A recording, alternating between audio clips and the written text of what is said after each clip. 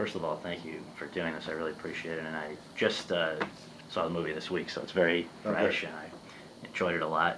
But I wonder if we could go back and build up to that, just sort of one of these force you to reflect on the whole career type things. Okay. If I can remember it. Well, to begin with, let's go way back. I mean, did you go to the movies as a kid? And if you did, were there any particular favorites or influences? No.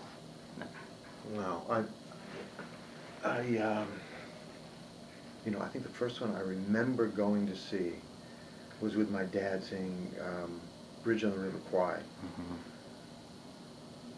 Is that possible? Yeah, I think it was. That's 57. And I was 8 years old, so I must have seen that before then, but I remember that, seeing that with my dad.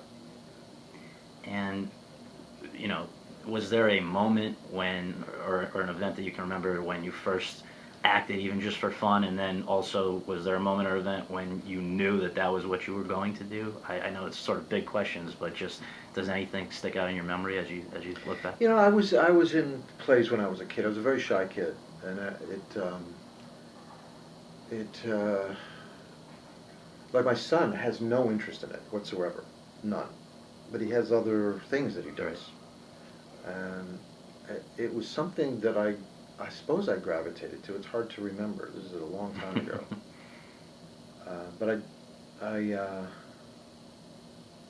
remember later on better, like high school and college, what was starting to form in what this acting thing was. Mm-hmm. But it was always connected to other things. It was connected to philosophy and psychology to me, and poetry and literature and other things. It wasn't, I don't think it was ever that sense of, let me up there. Right. It wasn't as simple as that. It wasn't, I didn't want to be the center of attention. I never have. Even, even once it became your career, that was... Never. Really? Never. Well, and I know I've read and watched a lot of your other interviews to prepare for this, and I've seen that a number of times you've made comparisons between two of your other interests, music and gymnastics, with acting. And I guess, maybe those things, I would imagine that those are things that you've only sort of noticed in hindsight, really sort of putting it together. But I wonder if you could talk about that again, because I thought it was so interesting, just the similarities that you pointed out between those, particularly gymnastics, I think, and acting. Yeah, well, gymnastics, since we just saw the Olympics. Yes. There are many, many parallels. A routine on the pommel horse is maybe a minute long, and usually has a high degree of difficulty associated with it. It has to look effortless. And it's in movie terms, it's a 1 minute take, right? There's a certain sense before you approach the apparatus of clearing your head, shaking off whatever nerves there is, preparing for the moment where you engage the apparatus. To me, that's like preparing for an action. 1 minute, 2 minute scene in a movie. And there's a dismount. And that's the end of the scene, and it's a cut, right? So there's a emotionally and even physically, there's a sense of where you're preparing for this 1 or 2 minutes, which is about the length of a scene in a movie or a shot.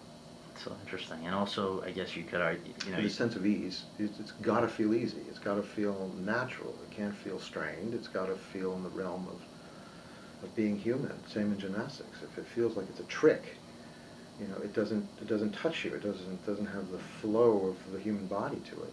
And wouldn't you say there's sort of also a musicality sort of to it when you're doing it? No question. There's a melody to it. That routine is a melody, and you've got to get through the melody. And it's not going to be the same every time. There'll be slight changes in the rhythm. There'll be slight changes in the harmonics of it. But the melody, you've got to get through the melody, or it won't make any sense. Interesting. You've got to be within the chord changes. Very interesting. For you, I mean, everybody sort of outside observers look back and say this was the big break, or this was the moment where it changed. For you, do you see one particular project or thing. There were two moments in my life that were probably like that, Yeah. and they were clear, and they were in the beginnings. That had nothing to do with. I mean, I've been doing this a long time, so and ups, downs, sideways. I mean, none of it have I taken all that seriously. But I do remember. I think lives do take on a certain course. I remember when I got the phone call in my dorm room when I was going to the University of Massachusetts that I was asked to be at the Provincetown Playhouse, which is a summer stock repertory theater. I mean, quite wonderful theater and wonderful experience. But I almost now still feel that rush of energy of, oh, my life is going in that direction. That if I want it to, I can follow this out. The universe is taking me there. And the other moment I think clearly was when Terry Malick, after months and months and months of thanks. Right there, was great. Thanks, George. You're welcome. Months and months of auditions with different readings with different actors, trying to get who are these three actors going to be in this movie, Days of Heaven. Then he called me up and said, let's do it. Let's jump in and do this. I had this rush of, oh, well, that's the direction, and the universe is pulling me that way and offering me these possibilities. And if I want to do it, there's a path open there. It seems to me like you certainly and most people get into acting out of a love of the craft, not sort of a desire for fame or stardom or the things that sometimes come. And in your case, I guess within just a few years after doing Days of Heaven, that was very quickly the case. Probably, correct me if I'm wrong, but I would think between 77 and 82 with Looking for Mr. Goodbar, American Gigolo, and Officer and Gentleman, it must have changed your life entirely. Just even your ability to lead your life in the same way. Oh yeah, sure, of course. Was that a difficult transition? I Oh, wonder yeah. how you handle it. And when did you know that it was never going to be the same? I don't think it's ever easy for anyone because it's uncharted. And even if there was a chart, you wouldn't know what the chart meant until you went through it anyhow. It was a very peculiar time. I'd done a lot of work in regional theaters and in New York and in London, and then was able to make movies, which I was happy to do. And I came back from shooting Yanks with John Schlesinger, and it was a really nice movie. John was, of that time, was one of the very best directors around. Really was so good. Came back from shooting that to New York, and I had 3 movies that were playing at the same time in New York. And that was the change. Right. It was just that weight of, and there were 3 good movies, so it was a big deal, and I don't know any actor who goes through this because they want to be famous. To make money, girls. Right. I mean, that would be the top of the list. Right. Girls is probably above the money, but fame I don't think is on the wish list.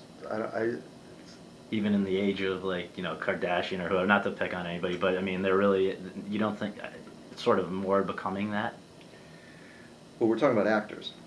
Right. Right? Right. I don't know. Right. I don't even Yeah. know who you're talking No, about I know, now, but I know. I'm only discussing No, actors sure, and sure. people who take it seriously and work at it. Right. And it's like, yeah, we get a great deal of enjoyment doing this, Right. but I don't think fame is ever on the Right. near the top of the list.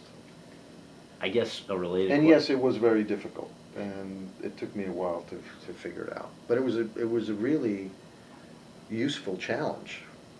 Knowing now what it entails, if you could go back to that turning point, would you do anything differently, or is it worth the sacrifice that it requires?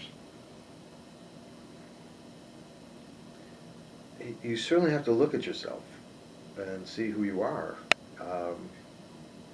and presents mirrors to you that you probably would never see yourself in that light otherwise. So in that sense, I'm very thankful to have survived it, survived the problem aspect of that, and have learned some of those lessons along the way. Life is challenges. Life is, if there aren't any lessons learned, I mean, what's the point? Right. And the bigger the challenges, the deeper the lessons are. The last thing I just hope I can do before I specifically ask you about Arbitrage is just a couple of other, just your general thoughts about a few of the other roles that people will be associating with you long after all of us are gone, and I guess sort of, near the top of that list has to be Pretty Woman, and I just wonder, for a lot of people of now multiple generations, it's become sort of an iconic movie. Yeah. Was it that for you when you were making it? I've read, I know you've spoken very fondly about it in some interviews, and also just that I think I No, got I the love sense the movie. you do. I love the movie. Yeah.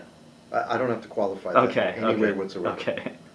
And especially in a career that I've done so many different things, Yes. that, first of all, I never thought I would be able to do a film like that. I didn't think I had the skill set for that. I'm a pretty intense guy, and at that point, probably more intense than I am right now. And, it wasn't particularly easy for me to be that lighthearted, basically. And, working with Gary, who everyone adores, and he's on the top of my list, Gary Marshall. And of course Julia was just beginning then, and she was delicious and delightful, and everything everyone thought that's what she was at that point. And so all the way around it was a great experience for me. And the fact, there's some magic in that movie that speaks to everybody, wherever I go. I'm in a rich country, I'm in a poor country. I'm talking to a white-collar person, a blue-collar person. I'm talking to someone in Slavic language, I'm speaking to them in Swahili. It doesn't matter. There's something in the center of that movie that speaks to people in a very positive way, moves them in a positive way. They feel better about themselves, better about life and their possibilities. And you sensed that would be the case even while you were making it? No, we didn't know that. No, you can't set out to make that kind of movie. I mean, you try to make a movie that has some value and has a reason to exist, but I don't think anyone had a sense that this would resonate through generations of people. No way. Another that I've heard you describe as the most fun you've ever had making a movie was Chicago. And I just have to, again, I guess that would have required you to go to an area where, I know you started sort of in musical theater, but those were, the tap dancing and stuff, that must have been, a lot of work. Well, I remember reading the script and I thought, well, this is kind of cool. This character, I haven't sung on film before, although I did musicals, and I'm comfortable singing, but I'm not that comfortable singing this kind of Broadway kind of singing. I was in rock bands and blues bands, that's what I did. So this will be an interesting challenge. And the tap dance looked good, and it reminded me a bit of Cotton Club. And I didn't get to tap dance in that one. I said, okay, I'll give this a shot. And I told Rob, I said, look, I don't tap dance. He says, I don't know, you learn. I said, I'll give it a shot, I'll try. I'll do my very best. He says, yeah, you'll get it. So there was a sense of confidence about it. I had a great teacher. We worked all the time. When I saw the film, his cut, and I said to him, is that what I did? Because there were some moves that I worked really hard at, but I'd never seen the footage of. I said, that's all you, man. Wow. And it was, obviously, he cut the best of what I did into a routine. But all in all, it just was a production filled with joy and confidence and giving, everything about it. And between that and Shall We Dance, you're a dancer. I'm the dancer. That's it, whether you like I'm it or not. I'm the go-to guy as a dancer. Whoever would have loved that. Well, okay, so specifically, specific to arbitrage, the first thing that I wanted to ask you was that this is not the first time that we have seen you play a character who is also acting. And sort of, I think of the hoax. I think even of Pretty Woman, and just the not the facade, whatever the word would be, the image that people project. I can't imagine that there's anything harder for an actor than acting as someone who's acting. Is that? Am I? I'm not an actor, so I should ask No, you. it's actually one of the easier things. Really? Yeah, actors are meant to lie. We lie. We pretend we're somebody else, right? Right. And we have to be really good at it. Right. And our tools are our own emotions. We learn early on that if we don't use who we are, we're not believable. It doesn't work. So you tend to, what's the word? Scavenge, kind of. It was you go to a car and you take parts from a junkyard. Right. You kind of do that with yourself. You find these bits and pieces that are meaningful, and you know if you can bring them up and use them within the storytelling, that they'll have a power to them because they're human. They're not just words. They're coming from someplace, and they have a power, innate power, because they are part of our experience. And our individual real experiences are universal. And even a movie like Pretty Woman, something was universal there that really touched people. But actors are meant to lie. So the more layers of lying you can fold into a character, the more, ironically, the more solid ground you're on. That's great. So a character like the Hoax, which was everything was a lie. Right. He was even lying to himself. Right. He didn't know. He was going crazy Right. at a certain point because he didn't know if he was Howard Hughes, or if he was Clifford, or if he was making it all up, or if it was real, or. And that to me, that to me is the great lost movie that people have not seen. But that's one of the very best movies that I've made. One of them that I'm certainly one of the group that I'm the most proud of. Oh, that was awesome. I loved it. Another just, well, first of all, let me preface this next question with something I hope you can either confirm or shoot down. But was there a time when did you pass on doing Gordon Gekko? This came up in a radio conversation, telephone conversation I just did in Zurich. You know, this is a long time ago. Yeah. And Oliver and I did talk about it. And this character was embryonic at that point. And I just wasn't sure of where it was going. He hadn't finished the script. And for whatever reason, it went another direction. Beyond that, I don't remember the details. The only reason I ask is that in the time since then, I guess you did sort of do a Wall Street Guy and Pretty Woman, right? And in the years between, let's say, Wall Street and Pretty Woman, late 80s, early 90s, versus today, isn't it amazing how much the public's regard or way of seeing a Wall Street hotshots has changed? Or not. Or, well, that's true. It depends who you're asking, I guess. Probably not. I think that when we made the film, Wall Street certainly was a precursor of this. There's no question about that. I think this is probably more reality-based than that was. That was a lot more operatic, I think, and it's the way it was conceived. And the cell phones are more realistic. I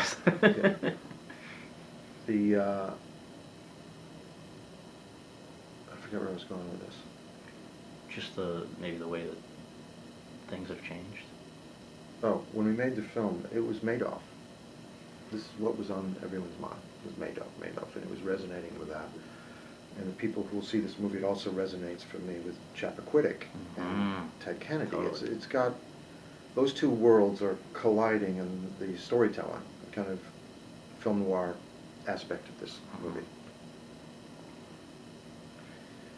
And we had a lot of discussions about this. Should we hit head on with Madoff? And we actually put it into the scene with Maria. It's in the beginning. We actually talked about Madoff. And since have taken it out because a year later, actually there are more interesting characters like Jamie Dimon. Right. This character is much more like Jamie Dimon than Madoff. Madoff was a sociopath, and it wasn't interesting to our storytelling. I'm much more interested in, and Nick was too, of telling the story of us, of all of us, who are not vigilant about our responsibilities, that make shortcuts with our ethics and morality. Some of us are bigger at it in those shavings of who we should be and would ultimately want to be. But I think that there's nothing that, first of all the characters in this movie shave their morality. Every single one. There's no clean person in this. This should be our story. Yeah. And my job is to make this guy recognizable enough as us, Yeah. that you take the ride and identify with him. Although you know he's making bad decisions all the time. Right. No, I mean, as you say, the Madoff aspect was pretty. Aside from the coat, there's which I think you sort of become iconic. The Madoff overcoat. It's clearly you guys have done your own character here. It's not. But I guess my last question, just if I can ask you, is at the end. This is one of those moments where. I'm sure Bill Murray's sick of having to answer about Lost in Translation and certain other people about other. But what we have this sort of mystery of what he whispers to the daughter as he comes up, and I wonder to whatever extent you're comfortable, even if maybe sometimes the writer doesn't even share that. I would imagine that he did. Well, the interesting thing to me is what happens. The biggest discussion we've had, is what happens with Susan's character. Yeah. In the end, and actually Nick and I have different ideas of this, but Nick's younger than me, and from my point of view, it looks at the Clintons to me. It's Yeah. like, she's not going anywhere. The daughter's not going anywhere. He's got to rope-a-dope. He's got to take his punishment. But no one's going anywhere. They don't want to give up what they have. So what did he say to her? I'm not going to tell you. All right, thanks so much. I really appreciate it. Thank you very much. Don't ask her. Don't ask Britt either.